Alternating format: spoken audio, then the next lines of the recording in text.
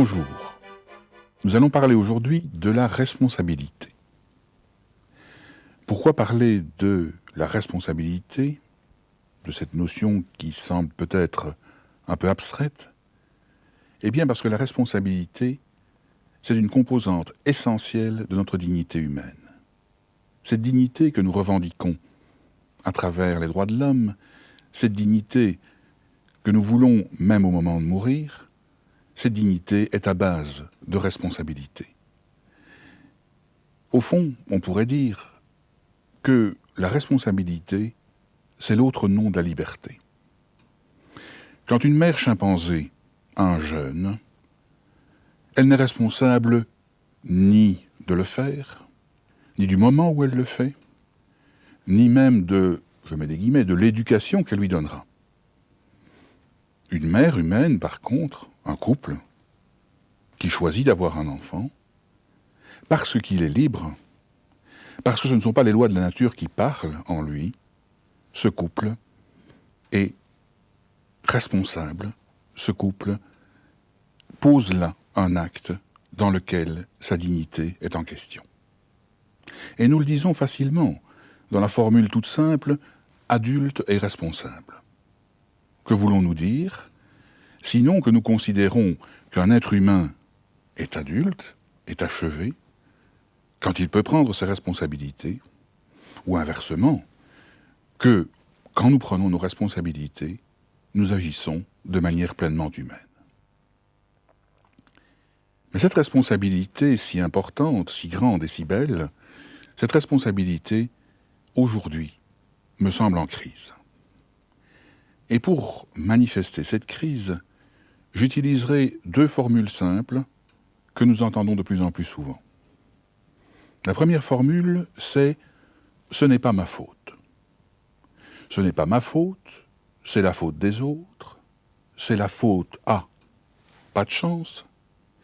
Cette expression qui se répand de plus en plus traduit une crise d'une des formes de la responsabilité que j'ai vis-à-vis de mes actes.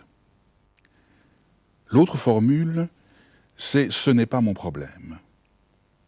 Écoutons-nous, écoutons autour de nous, que de fois n'entendons-nous pas une discussion se clore par « ce n'est pas mon problème ». C'est très important de savoir ce qui est mon problème et ce qui n'est pas mon problème. Mais quand à propos de tout, qu'il s'agisse de la situation du couple, de mes amis, ou qu'il s'agisse de la situation en ex-Yougoslavie, je déclare systématiquement « ce n'est pas mon problème », là aussi je pense, la responsabilité est en crise.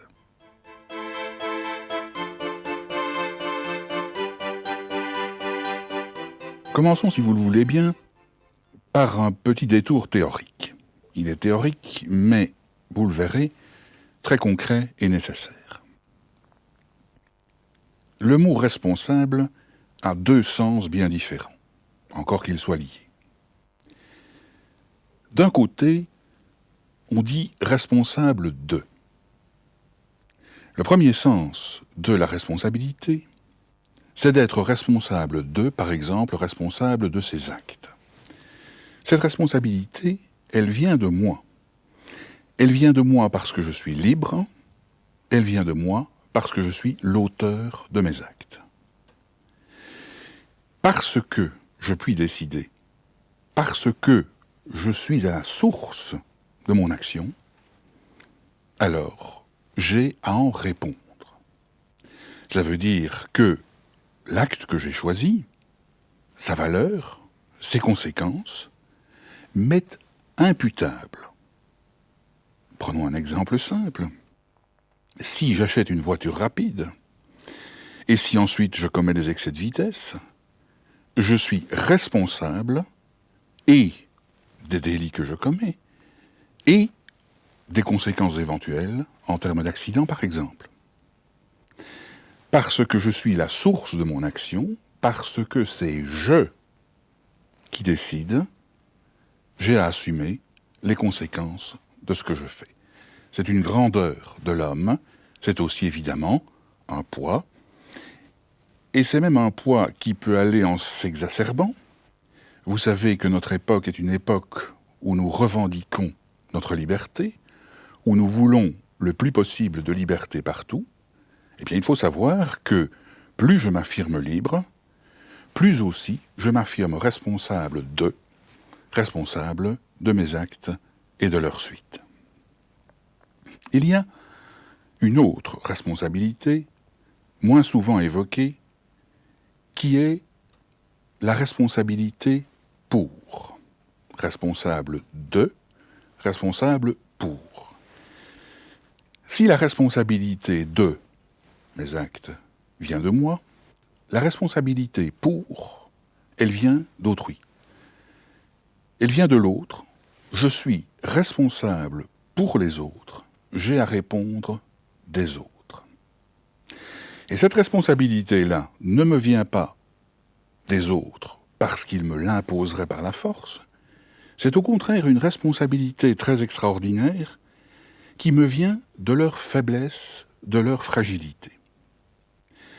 Le plus bel exemple est évidemment celui du rapport parent-enfant. Quand la petite Fabienne est dans son berceau, entre Pierre et Marie, qui l'ont conçue et qui l'ont voulu, Fabienne, parce qu'elle est faible, parce qu'elle est fragile, si vous me permettez une expression familière, met sur le dos de ses parents une responsabilité à laquelle ils ne peuvent pas échapper. Même s'ils décident de ne pas assumer cette responsabilité existe quand même. Et ce n'est pas parce que Fabienne est la maîtresse, la dominatrice de ses parents, mais c'est tout simplement parce qu'elle tend la main, c'est tout simplement parce qu'elle est fragile et vulnérable. Le philosophe Emmanuel Lévinas a très bien résumé cette situation de la responsabilité pour, en disant que l'autre vient à moi comme un visage. Un visage, c'est nu, un visage, c'est démuni, et pourtant, un visage, cela demande à être respecté. Je suis donc responsable de, à cause de ma liberté, et je suis donc responsable pour autrui, à cause de la fragilité, à cause de la vulnérabilité d'autrui.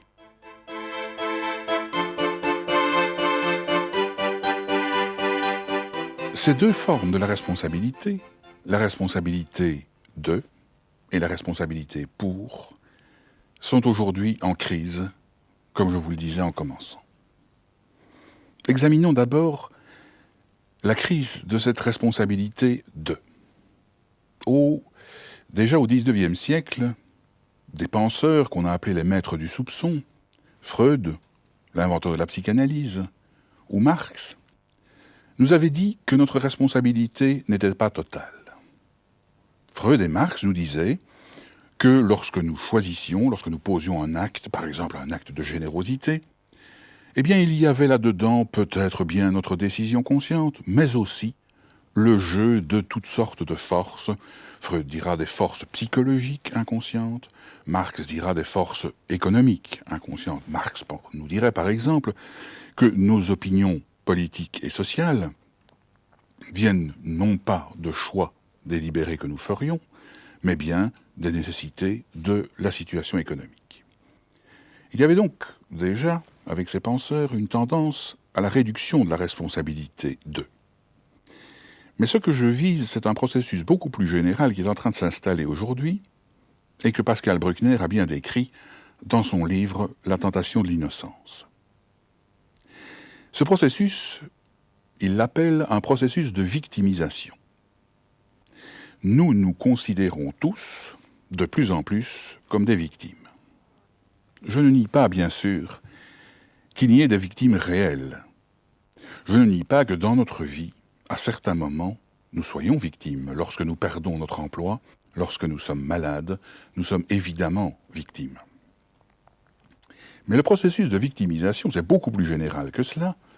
Il consiste à nous considérer, en tout et dans tous les cas, comme victimes.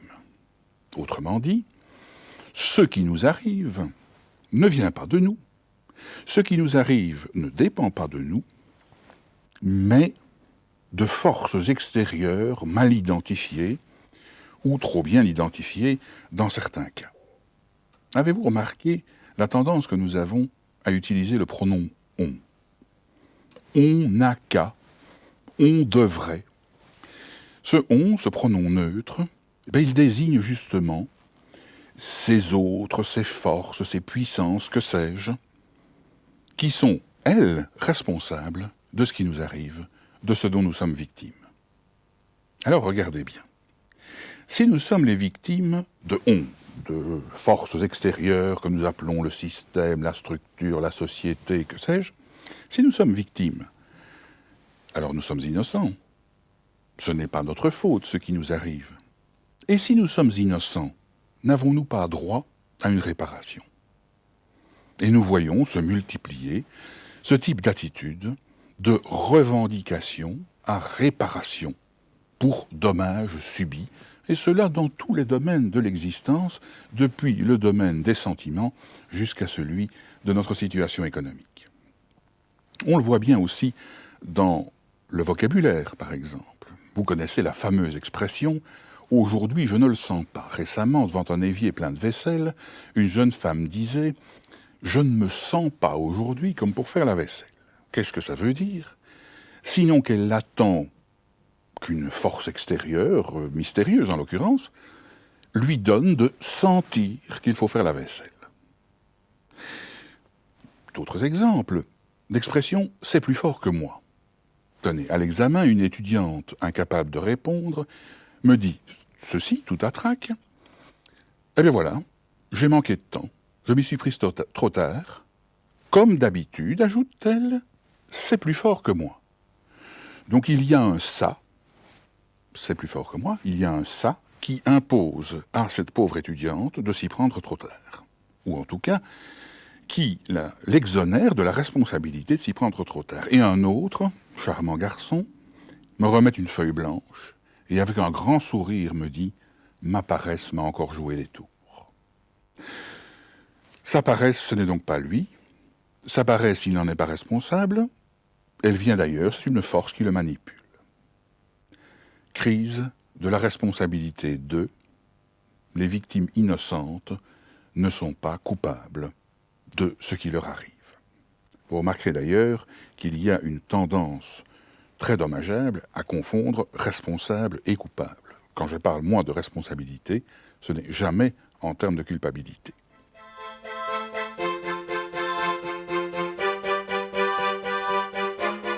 Crise de la responsabilité de, crise aussi de la responsabilité pour.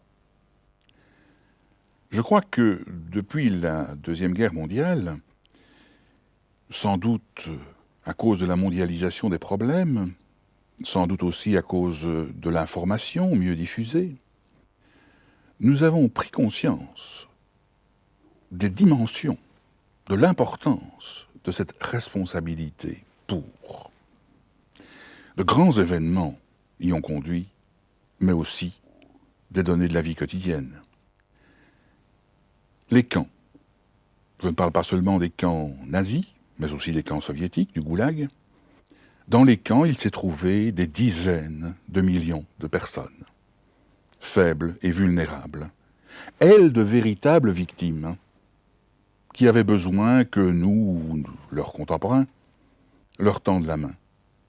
L'ont-ils fait? Nous pouvons en douter.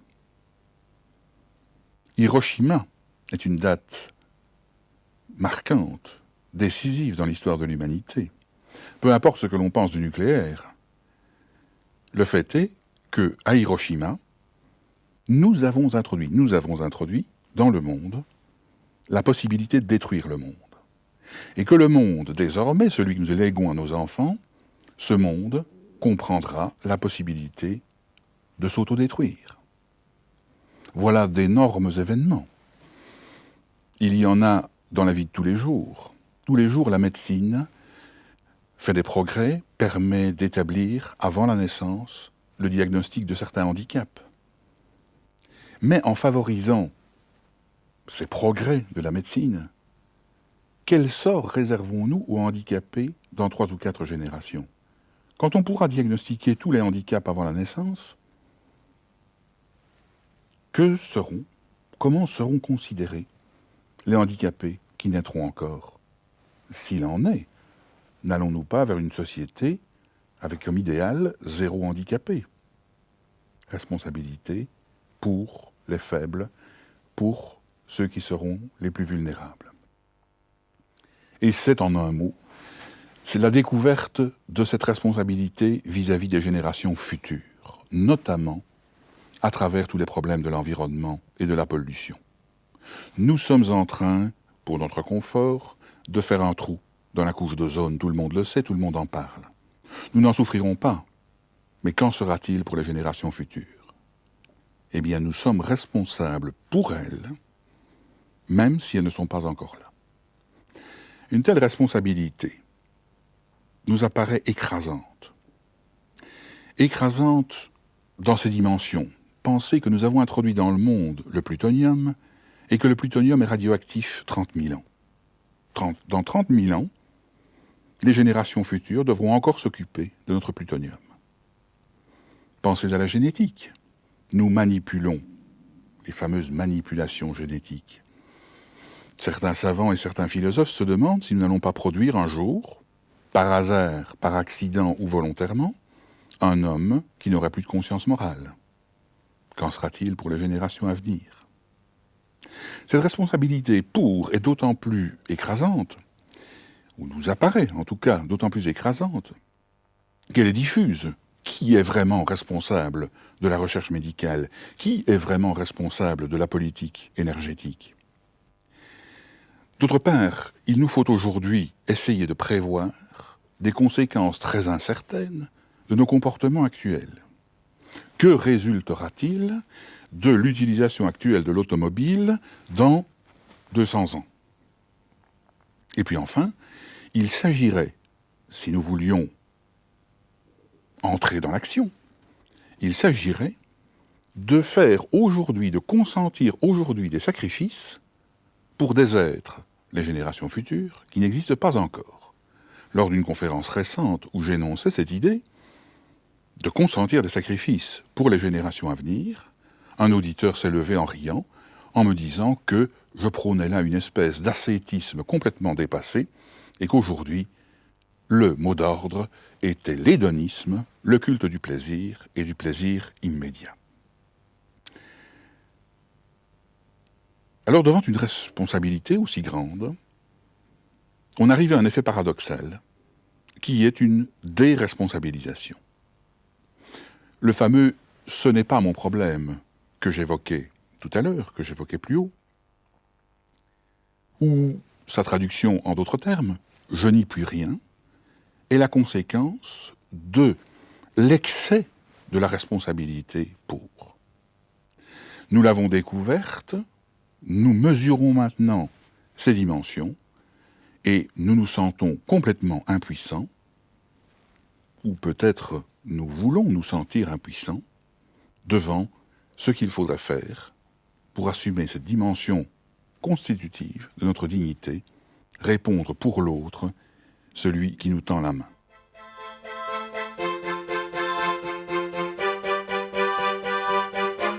Que faire alors?